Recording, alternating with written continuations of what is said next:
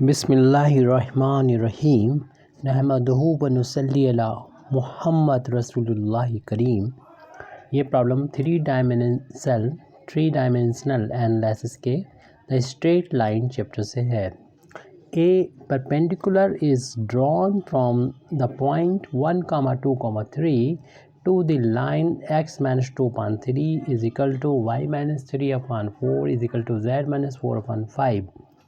Find the length and the foot of the perpendicular and also the equation of it. इसका equation भी find करना है जो perpendicular हम ड्रॉ करेंगे लाइन पर, और इसके साथ साथ जो है उस फुट के कोऑर्डिनेट भी बताना है और इस परपेंडिकुलर लेंथ को भी बताना है। तो सबसे पहले तो हम गिवन इक्वेशन ऑफ लाइन लिख देते हैं। The given equation of line, given equation of line, line का इक्वेशन हमको यहाँ पर दे रखा है x minus 2/3 y minus 3/4 is equal to z minus 4/5। इसको हम इक्वेशन नंबर 1 डाल के यहाँ पर छोड़ देते हैं। इस लाइन को माना कि ये लाइन है, ये इक्वेशन नंबर 1 से ये डिनोट है, वो ये वाली लाइन है। और जिस पॉइंट की बात कर रहे थे वो पॉइंट माना ये, इसको हम P से डिनोट कर दें। इसके कोऑर्डिनेट 1, 2, 3 दे रखे हैं।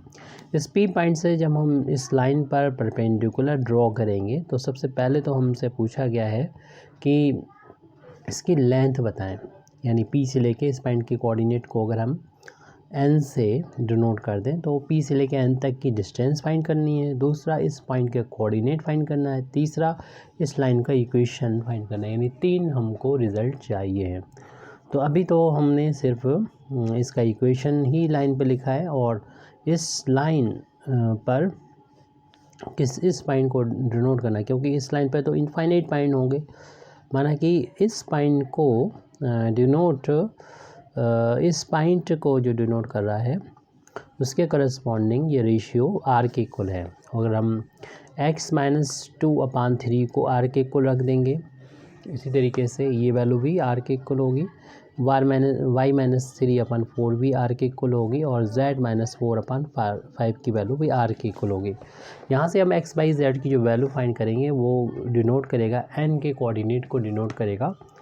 तो यहाँ से 3 का अगर मल्टीप्लाई कर देंगे तो x minus 2 is equal to 3r हो जाएगा। इसी तरीके से y माइनस 3 की वैल्यू हो जाएगी 4 का अगर मल्टीप्लाई करने को 4r, z माइनस 5 की वैल्यू हो जाएगी 5r।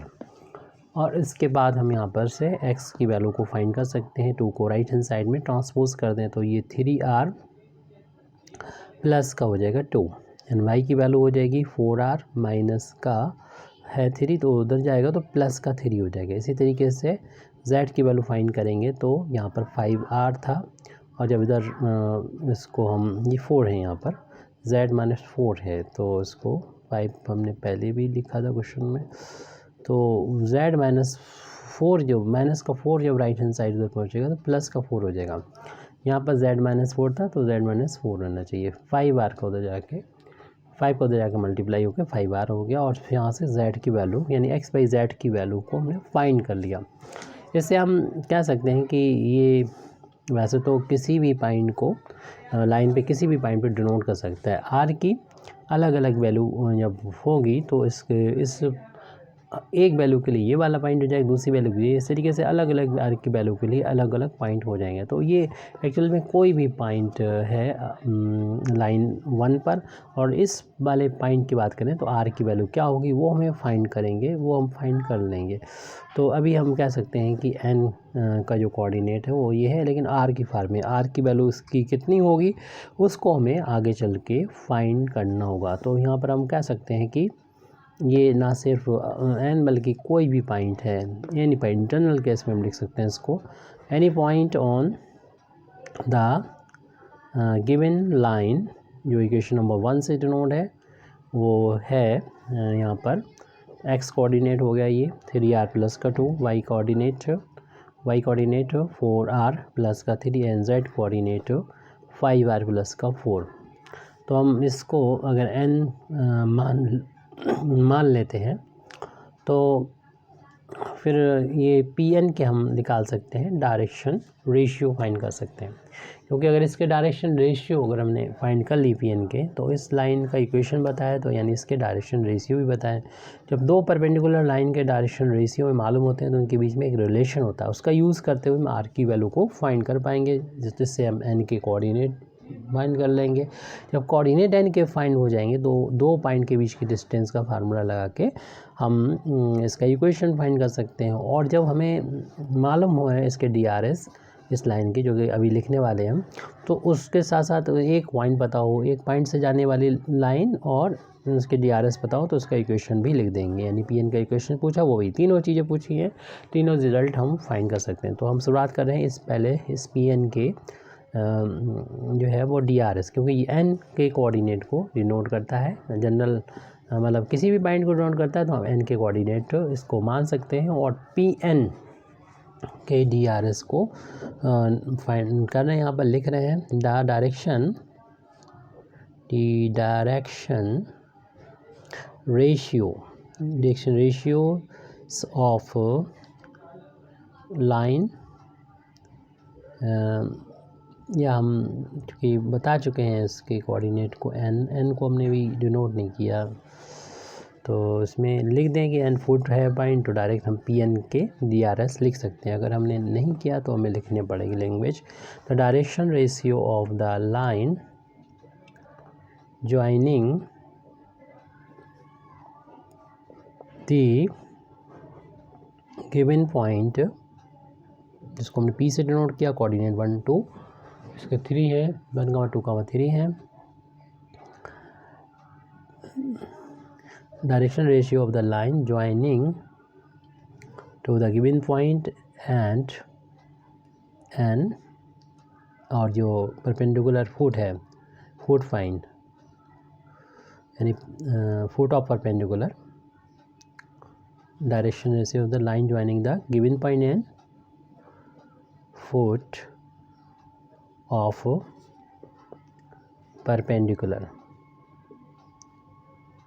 जिसको हम लोगों ने डिनोट किया एन से, और उसके कोऑर्डिनेट लिखे हैं। आप चाहे इसको दोबारा से भी लिख सकते हैं या दोबारा ना लिखें तब भी कोई बात नहीं। तो यहाँ पर हमने लिखा है इसका जो है डायरेक्शन रेशियो है आर। तो जब दो पॉइंट हमको मालूम हो, दो पॉइंट के कोऑर्डिनेट मालूम हो, जैसे इसके मान में 3r+2, 4r+3 और 5r+4, ये मतलब सिर्फ एन के ही कोऑर्डिनेट नहीं, बल्कि इस लाइन पर जितने भी पॉइंट हैं उसके कोऑर्डिनेट हैं, और आर की वैल्यू क्या होगी इसके लिए वो हमें फाइंड करना है। तो जब दो पॉइंट के लाइन पर दो पॉइंट के कोऑर्डिनेट मालूम हो, तो उसके डी आर एस लिखना बहुत आसान होता है। एक्स कोऑर्डिनेट को आपस में माइनस कर देते हैं, वाई कोऑर्डिनेट को आपस में माइनस कर देंगे, जेड कोऑर्डिनेट्स को माइनस कर देंगे। तो इसको फाइंड करने के लिए x coordinate of N is 3r+2, सब इसको सब्सट्रैक्ट कर देंगे इस पी के कोऑर्डिनेट से। ये तो पहला डी आर एस हो गया। इस तरीके से इस सेकेंड वाले वाई कोऑर्डिनेट को लिखेंगे, यानी 4r+3, इसमें से माइनस करना होगा, यहाँ पर हमें 2 माइनस करेंगे। इसी तरीके से यहाँ पर जेड जो कोऑर्डिनेट है इस एन का, वो 5r+4 है, इसमें से हम यहाँ पर पी के जो जेड कोऑर्डिनेट है उसको माइनस करेंगे। तो इस पी एन लाइन की हमें ये डी आर एस यानी जिसको हम डायरेक्शन रेशियो बोलते हैं, इसका फुल फॉर्म है, वो हमें यहाँ पर पता चल चुका है, मालूम चल चुका है। अगली स्टेप हम इसे सॉल्व करके इसको मतलब अच्छे फॉर्म में लिख देंगे, सब्ट्रैक्ट करके लिख देंगे, यानी सॉल्व होने के बाद आ जाएगा 3r+1, 4r+1 एंड 5r+1, क्यों 4 में से 3 हो जाएगा माइनस। इस तरीके से हम अगली स्टेप में ये लिख रहे हैं। इडस यानी डायरेक्शन रेशियो के बारे में बात चल रही है, तो अभी हमने बोला था वही हम लिख रहे हैं, 3r+1, 4r+1 एंड 5r+1, ये डायरेक्शन रेशियो आ गए पी एन के। अब हमें एक कंडीशन मालूम होती है कि दो लाइन अगर आपस में एक दूसरे के परपेंडिकुलर हैं, 90 डिग्री बनाए, और इस वाली लाइन के डी आर एस माना A1 B1 C1 हो, और इस वाली लाइन के A2 B2 और C2 हों, तो इन दोनों लाइंस के DRS के बीच में ये रिलेशन होता है A1 A2 plus B1 B2 plus C1 C2 बराबर 0। तो इसका हम लोग यहाँ पर यूज़ कर लेंगे, क्योंकि हमें इस लाइन के DRS मालूम लिखी थी हमने, और ये इस लाइन की इक्वेशन पता है। तो इक्वेशन में जो अपान में लिखा होता है, बस ध्यान दें x का कोफिशिएंट, y का कोफिशिएंट, z का कोफिशिएंट 1 1 है, तो उसके DRS ये नीचे लिखे होते वही होंगे। तो DRS of line 1 what DRS of line 1 are कितने थे वहाँ पर 3 5 एंड 4। तो अब हम इस कंडीशन को अप्लाई कर देंगे, परपेंडिकुलरिटी की condition. Therefore why the condition of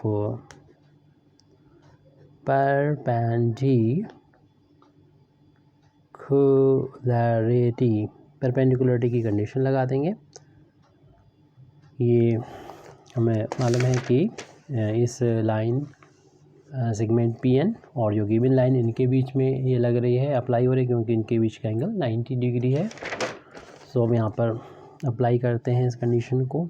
तो वहाँ पर x जो DRS है इनको लिखते हैं, ये है 3r + 1, और यहाँ पर कितना है 3, फिर प्लस का साइन लगाएंगे, उस वहाँ पर है 4r + 1, यहाँ पर कितना है 5।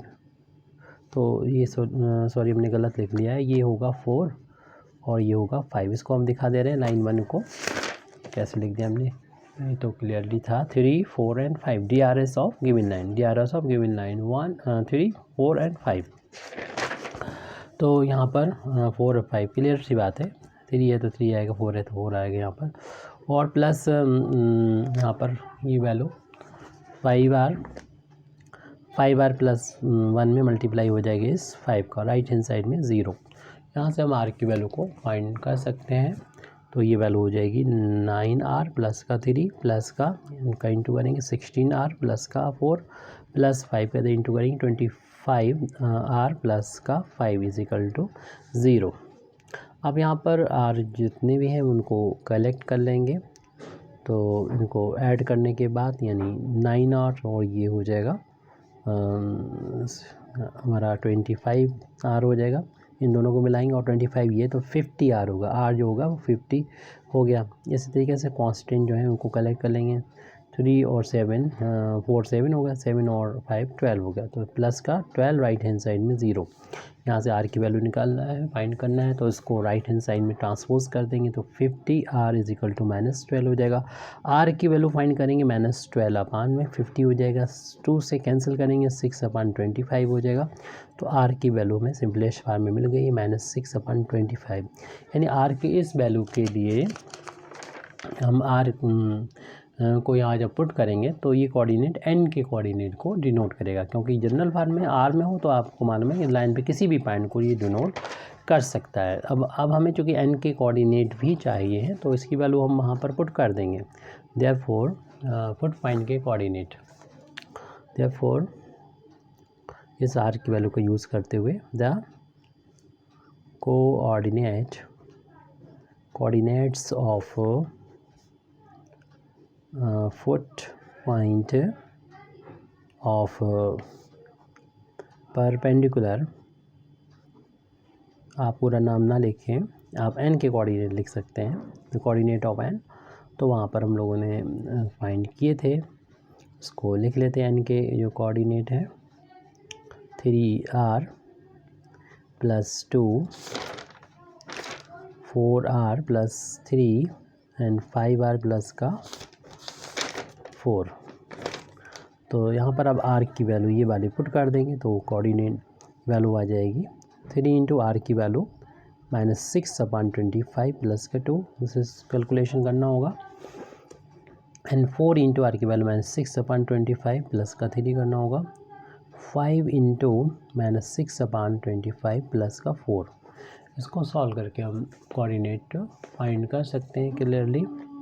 तो ये भी सॉल्व होके हो जाएगा, माइनस का 18 3 6 माइनस का 18 अपान 25 प्लस का 2 एंड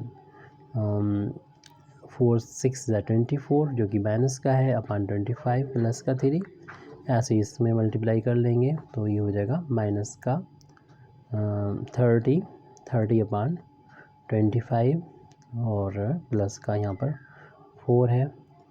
तो इस तरीके से हम देख रहे हैं कि हमारा इसके कोऑर्डिनेट जो है सॉल्व करना होंगे और सॉल्व करके यानी अपान 1 कर दें एलसीएम यहाँ पर तीनों में, यानी 2/1 3/1 4/1 एलसीएम ले लिया जाएगा, 25 एलसीएम हो जाएगा। तो 1 का इधर इंटू हो जाएगा माइनस का 18 और प्लस का इसका इंटू करेंगे 50 हो जाएगा। ऐसे 25 यहाँ पर एलसीएम लेंगे, 1 का इधर इंटू हो जाएगा माइनस का 24 और प्लस का ये 75 हो जाएगा। ऐसे 25 का एलसीएम लिया, 1 का इधर इंटू हो जाएगा जो कि 30 है और 4 का ऐसे इंटू कर देंगे 25 में तो हो जाएगा 100। सॉल्व करना होगा हमें इसको और इन दोनों का जो डिफरेंस आएगा वो 32 आएगा, 32/25। ऐसे ही हम इसका भी डिफरेंस फाइंड कर सकते हैं 1 एंड ये 51 आ गया अपान 25 और इसमें z कोऑर्डिनेट का ये तो 70/25, लेकिन ये हम कैंसिल भी कर सकते हैं 5 के टेबल से, तो ऊपर तो आ जाएगा 14 और नीचे अपान में आ जाएगा 5। तो n पॉइंट के जो कोऑर्डिनेट हैं वो यहाँ पर आ चुके हैं 32/25, 51/25 एंड 14/5। तो इस n के कोऑर्डिनेट जो हमसे पूछे गए थे तो हमारा ये फर्स्ट रिज़ल्ट आ चुका है। 3 रिज़ल्ट हमसे मांगे गए थे तो उसमें से हमने फर्स्ट रिज़ल्ट अभी फाइंड कर लिया है। अब सेकंड रिज़ल्ट हमें आसानी से मिल रहा है कि जो हमें पहली चीज़ पूछी गई थी कि इनके बीच की डिस्टेंस में इस परपेंडिकुलर डिस्टेंस का मतलब यहाँ पर सीधा होगा कि यहाँ से P से लेके N तक की डिस्टेंस ये यहाँ पर परपेंडिकुलर डिस्टेंस हो जाएगी। Pn निकालना, 2 पॉइंट के बीच की डिस्टेंस के कोऑर्डिनेट मालूम है, इनके भी कोऑर्डिनेट अभी जो सिंपलेस्ट फॉर्म में आ गए हैं r की वैल्यू पुट करने पर वो लिख देंगे जो कि है 32/25 कॉमा और ये कॉमा ये तो हमें याद हुआ है, तो यहाँ पर क्या था कुछ नहीं याद है 14/5 है यहाँ पर और y कोऑर्डिनेट आया था 51/25। तो 2 पॉइंट के कोऑर्डिनेट मालूम है तो इनके बीच डिस्टेंस फाइंड कर सकते हैं। इस डिस्टेंस को हमें फाइंड करना है यानी Pn की वैल्यू निकालना है। तो perpendicular the required perpendicular distance कह सकते हैं, द रिक्वायर्ड यानी पॉइंट से लाइन तक की डिस्टेंस, परपेंडिकुलर डिस्टेंस जो कि Pn है और Pn की वैल्यू जिस फार्मूले के यूज़ करते हम फाइंड करेंगे वो है x1 माइनस x2 होल अब square plus y1 minus y2 whole अब square plus z1 minus z2 whole अब स्क्वायर। आप बिना इस फार्मूले को लेके डायरेक्ट भी इसे सॉल्व कर सकते हो। x कोऑर्डिनेट की वैल्यू यहाँ पर 32/25 माइनस यहाँ पर p पॉइंट के कोऑर्डिनेट n है x कोऑर्डिनेट, y1 की वैल्यू यानी 51/25 थी माइनस इसके 2 थी 1 2 3 थी, तो यहाँ तो कोई दिक्कत नहीं है, यहाँ पर 3 रख देंगे। ये वैल्यू आई थी सॉल्व करने के बाद 14/5। अब अपन इसको हम लोग सॉल्व करेंगे, कैलकुलेट करेंगे।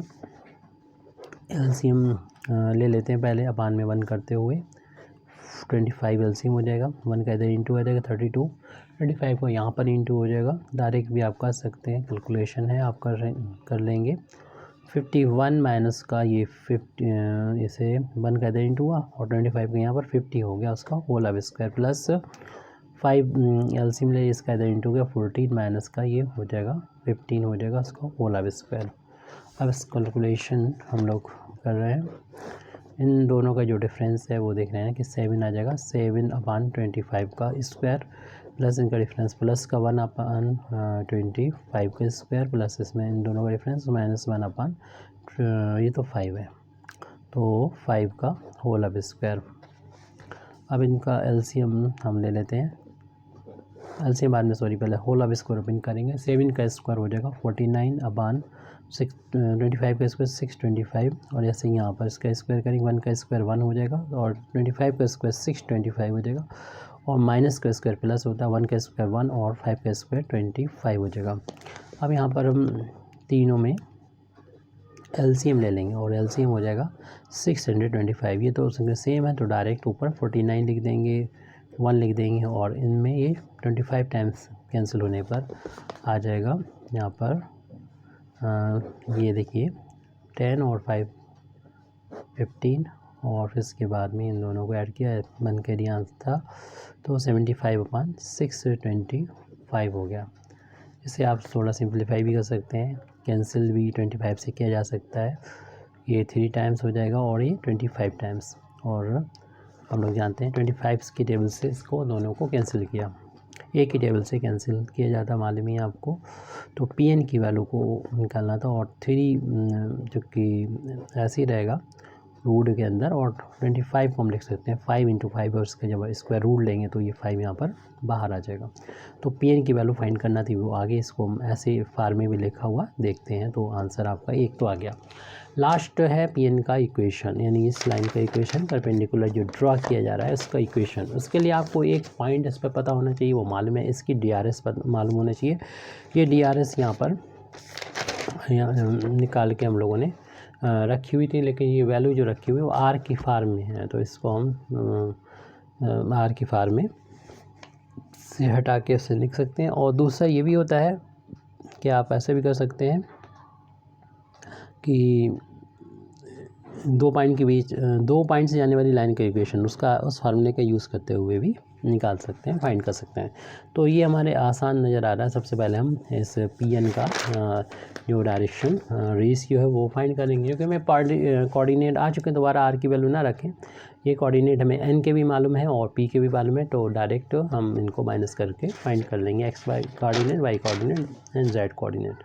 तो हम दोबारा से DRS लिख रहे हैं, और प्रोसीजर वही रहेगा, दी DRS और direction ratio of line segment PNR।